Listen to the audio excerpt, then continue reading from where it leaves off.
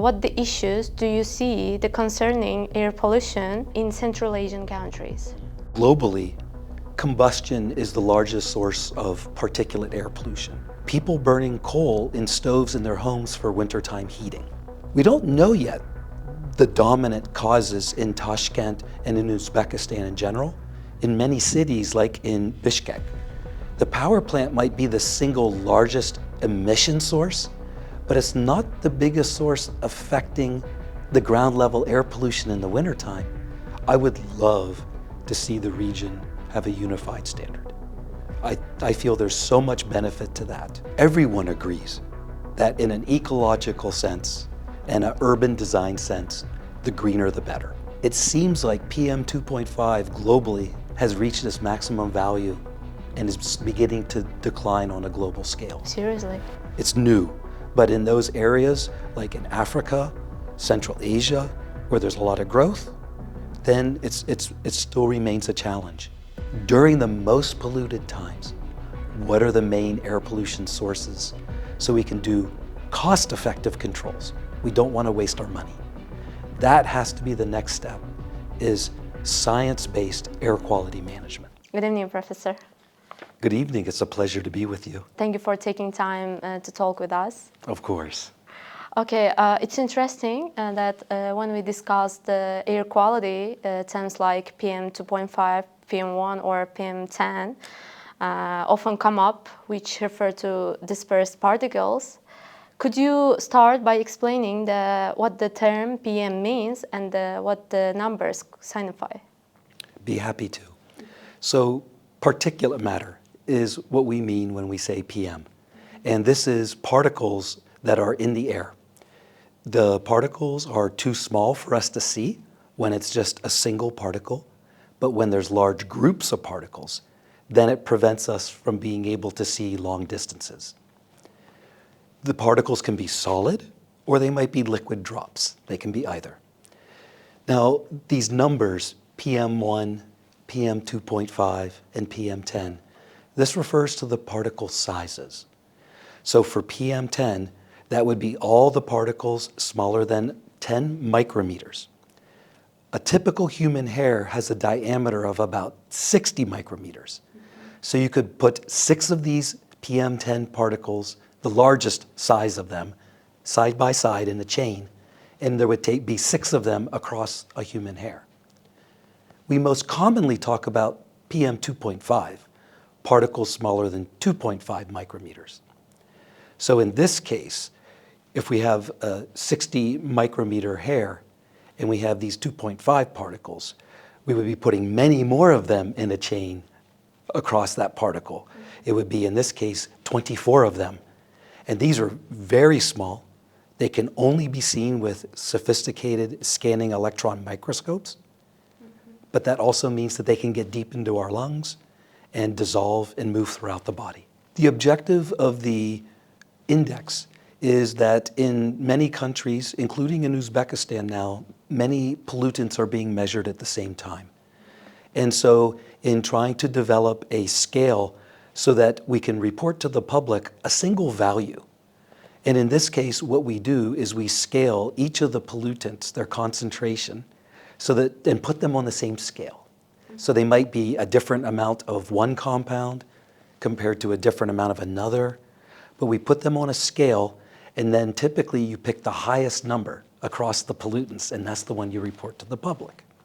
So that's the purpose of the AQI, is to really simplify the reporting.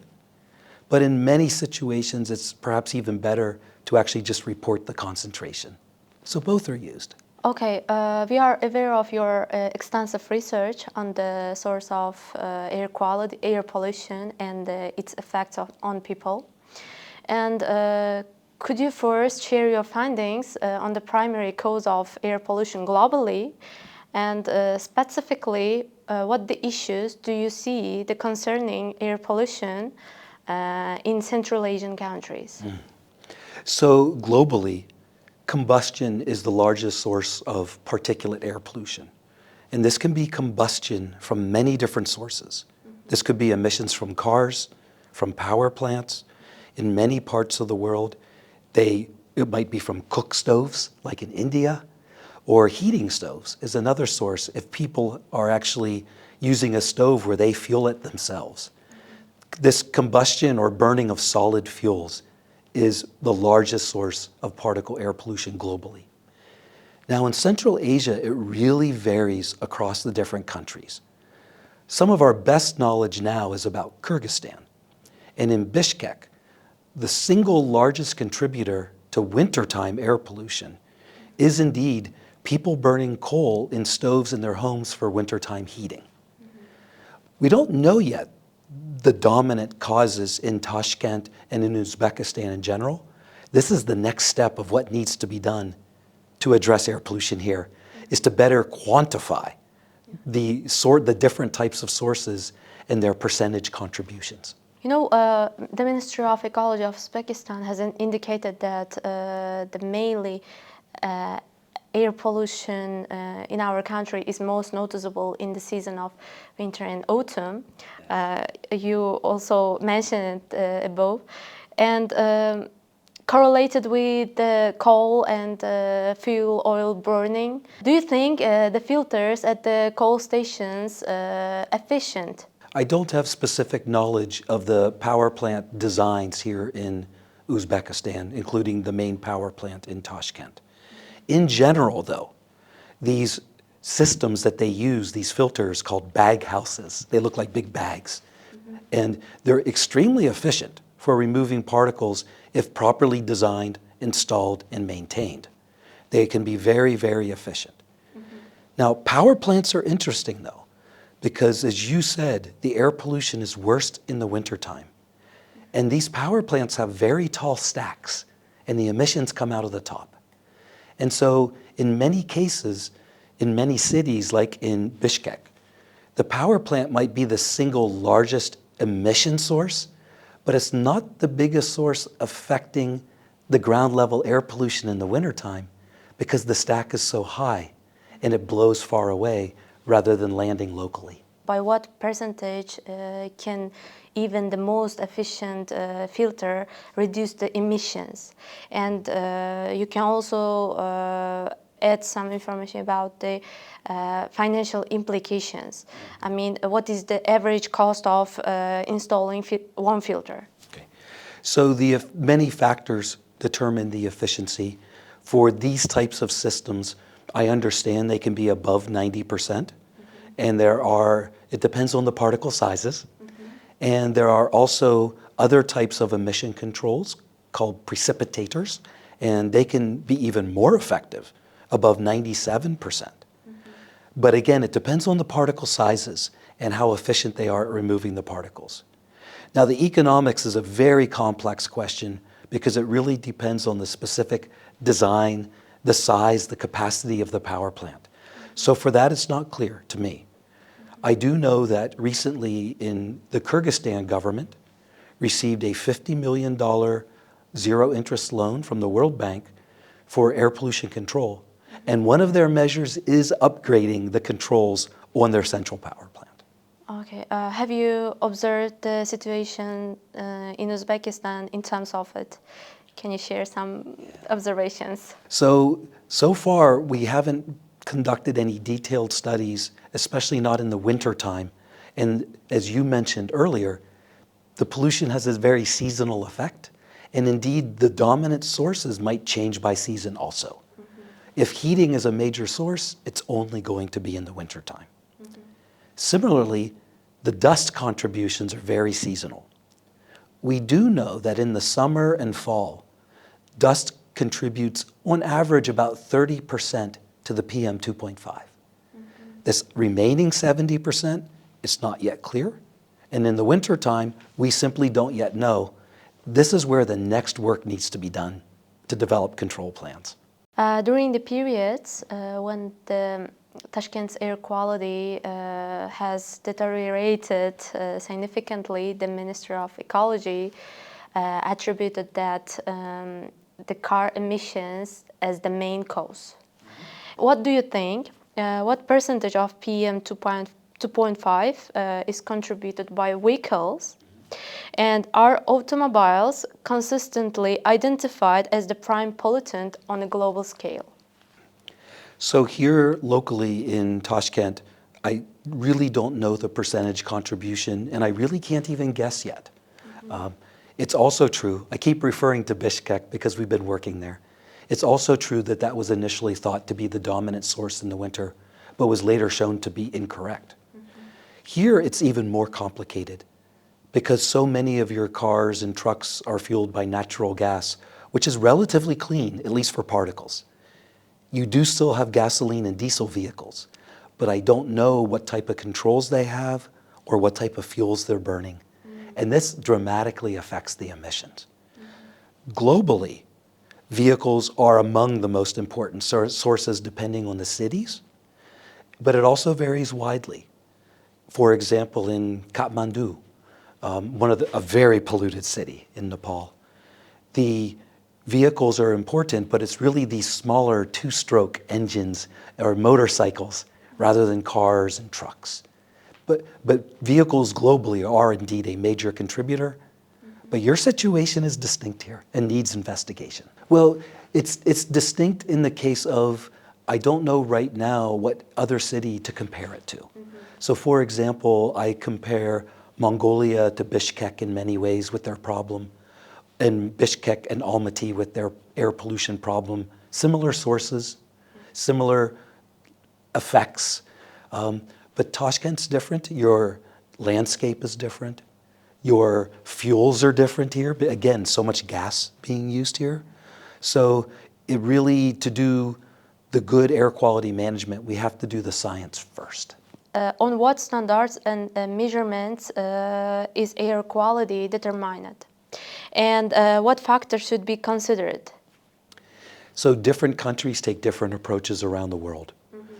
The United States approach is very interesting because the goal of the air quality standards in the United States is to protect the most sensitive people in the community, in the population, with an adequate margin of safety.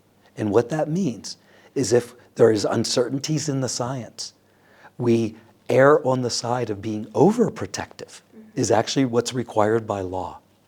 In other countries, it might be more focused on the average person in the population and what would be preventing adverse health effects for the average person. In other cases, they simply look to the World Health Organization and use that as a yardstick, a milestone that they want to try and achieve. In the US and indeed what's adopted in most countries though, the goal is to adopt what are appropriate standards to protect human health. One more question. Does a UniFi standard apply to all countries in the region, or should each country establish its own national standards? I have strong opinions about this. I would love to see the region have a unified standard. I feel there's so much benefit to that. It also could promote some coordination on strategies. Even though the different countries, as I mentioned, do have different sources and air quality problems, there's still so much knowledge that could be shared amongst the countries, and having the same target would really help for that coordination and knowledge sharing. So I've also heard this, that the different regions should have different standards, and one of the main reasons I'm told is different regions have different impacts from like desert dust that you can't control. Well, I have a different perspective. The perspective in the United States and in Europe and in some other countries in the East Asia is that we set the standard appropriate to protect health. If there are sources we cannot control, we measure the air pollution, we subtract out the concentration that we cannot control, and we look at the concentration that we can control and ask whether or not that would meet the standard. There's well-developed protocols in many countries for how to do this approach. We use it in the US, for example. If there's air pollution coming from Mexico into the US, we can't control that. If an area doesn't meet the standard, but if they would meet the standard except for the pollution from Mexico, we consider that adequate. Professor, as I mentioned above, we know that you visited Uzbekistan in 2022, and can you compare the greenery of the city then to the present? And given the recent decline in our air quality, experts are advocating for the creation of macro and microclimates to restore greenery. And how effective do you believe the establishment of macro and micro climates to be in purifying the air? So this is an area that I actually research in the United States. And everyone agrees that in an ecological sense and an urban design sense, the greener the better. There are so many benefits, especially regarding climate change, what we call urban heat island effect, where cities are warmer than the surrounding regions. It's the right thing to do is to green your city as much as possible. There still is not strong evidence that that greening will reduce air pollution levels. It's true that it will remove some particle air pollution, but many of the studies have shown it's a difference that you cannot even really measure. So I think we need to be very careful about thinking of greening as an air pollution strategy. Greening for other ecologic regions in an urban area is the right thing to do. Okay, what about the comparisons? So I haven't noticed the difference in the 2 years, but then again, the US State Department keeps me very busy during these trips. But it's in many cities, I know there has been concern that because of construction, they're removing trees and other vegetation from the urban areas. And that certainly will have adverse effects, such as this heat island again. The more concrete you have, the more metal you have, the warmer your city will be. It'll be less comfortable. The effect on air quality, that remains to be seen. You can also add about the American experience. I mean, how they fight. Do they fight against the construction, against the much more lessing the greenery? Not so much. To do the construction, there is a very detailed permitting process to be allowed to do large construction in urban areas in the United States. In general, the level of the removal of greenery has not been a major barrier to that. Most of our cities are surprisingly green, actually. I mean, it might be different in the desert areas, but most of our urban areas are actually very surprisingly green. And we're also such an old, developed country that when we do have construction, it's really not on the same kind of scale that we're seeing in places like here in Tashkent, or I visited Samarkand and Bukhara, and these cities are growing very fast. So the situation's a little different, that our cities are much more mature and growing slowly now. The fact that PM 2.5 levels are rising in some countries is concerning. And how do you anticipate its continued increase will affect nature and human being health over time?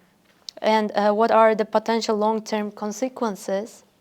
Are there any studies you can share? So we have good news, first of all. Globally, it seems like PM 2.5 globally has reached its maximum value and is beginning to decline on a global scale. Seriously? It's new. And this is largely because of the incredible emission controls in China that are being very effective. And this is information collected by using very sophisticated, objective, scientific approaches where a country cannot report false numbers. It's based on satellite information. Okay? So it's quite reliable. Now, on the more local or regional scale, the story is different. There are some places that are continuing to get cleaner. There are still some places that are growing rapidly and they're continuing to get more polluted. So on the global average, it may have reached a maximum.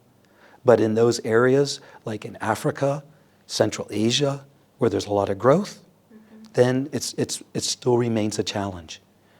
One of the biggest challenges globally, though, is the rate of urbanization. More and more people are moving from the countryside to the cities everywhere in the world.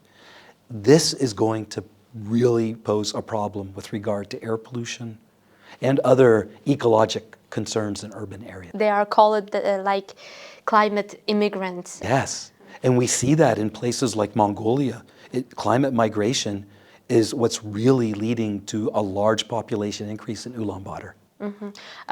Can you tell us more detailed about the scientific approach in terms of Chinese experience? Yeah, so the Chinese, of course, had a really large economic explosion, if you will, in the 10, 20 years ago. And at that time, they actually installed very effective control devices on like all these new power plants they were using. But at the time, they didn't have a strong legal enforcement program to ensure that the equipment was being properly used. What they've now done over time is built the legal and enforcement structure to ensure that the equipment is properly used, that we're getting the removal that we should be getting, and now we're seeing the benefits. They also have very strict emission controls on new cars. And since their car fleet is quite new compared to many other parts of the world, we're seeing really big improvements because of that also.